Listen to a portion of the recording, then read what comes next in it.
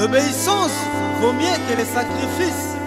C'est parce qu'il avait obéi à Dieu qu'il lui donna le nom d'Abraham. Papa Rémi Bonga, toi aussi obéis à Dieu, il t'élèvera.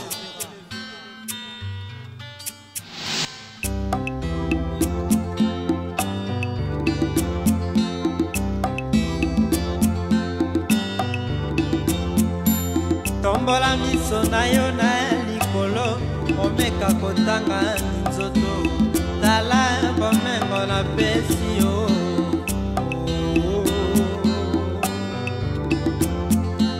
Tombola miso na yo na likolo, omeka kotanga nzoto, tala bomengo na pesi yo.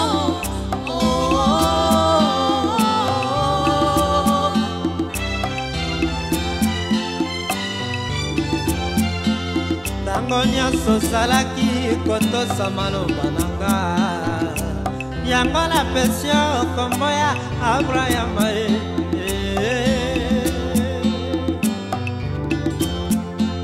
Tango nyonso ozalaki kotosa monoko na nga, yaka kofanda pembeni na nga mpe ezala malamu. Kombo napesi yo Abrahama, elakisi papa ya bikolo nyonso, papa ya bana ebele.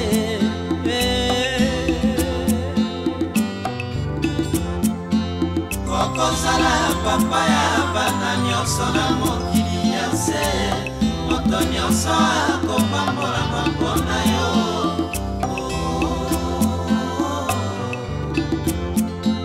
Okozala papa ya bana nyonso na mokili ya se, moto nyonso akopambolama mpona yo.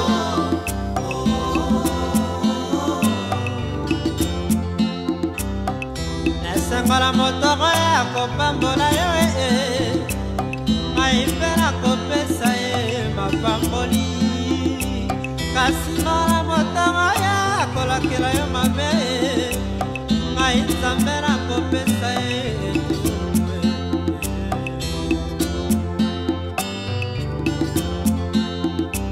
Mpona senge mwana se moko Izake o, yabo ekopesa ngai ete o. Kamata mwana mbate ezali pembeni na yo, bonzela nga libonza mpimo sala kitoko, nakoya mamola motema moko.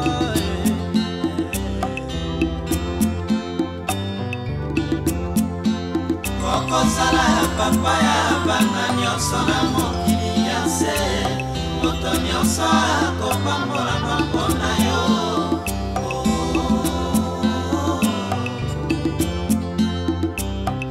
Esengali na yo bengami moklisu ya lelo yo, otosa lolenge abalama tosaki Nzambe o, oyo pambolama po Biblia elobi boye, kotoseleki mbeka Erike Bambason, papi makakila na tilokole o.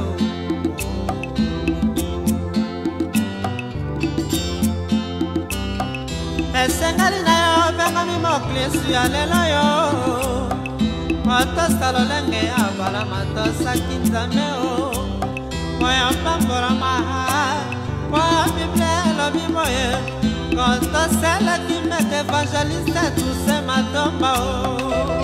Totanga na Biblia, nani oyo atosaki Nzambe apambolamaki te, to mpe ayokisamaki soni frère Pichu Mabiala. Biso bakretien lelo tolingi toujours koreklame badroit epai ya Nzambe. Seigneur pesanga, Yawe kabelanga, papa salelanga, ebongo devoir na biso bakretien envers Nzambe. Pourquoi tozali kokokisa yango te révérend Peter Bianda? Nzambe aza bobe na posa te bakobanga ye.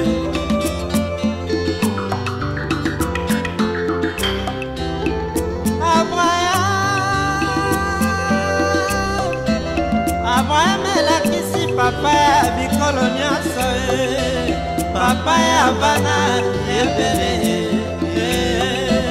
Benediction kolanda na badisanda se na ye.